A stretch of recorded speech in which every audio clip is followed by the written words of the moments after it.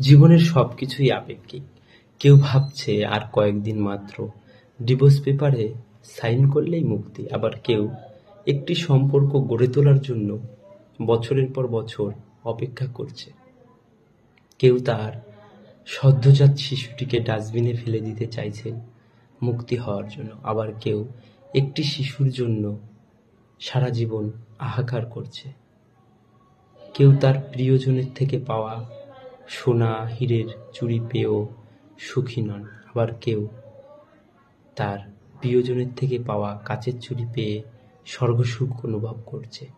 এই পৃথিবীতে নানা রঙের মানুষ বিভোর নানা স্বপ্নে জীবন এঁকে বেড়ায় সাদা কালো আলোপনে। কোনো মানুষের সবকিছু আছে কিন্তু সুখ জিনিসটা নেই, আবার কোনো মানুষের বাকি সব ঘাটতি থেকেও সুখ জিনিসটা আছে।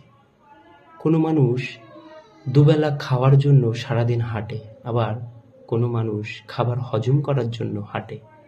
আসলে এটাই বাস্তব। মানুষের সুখ এবং শান্তি সর্বদাই আপেক্ষিক। জীবন যেখানে যেমন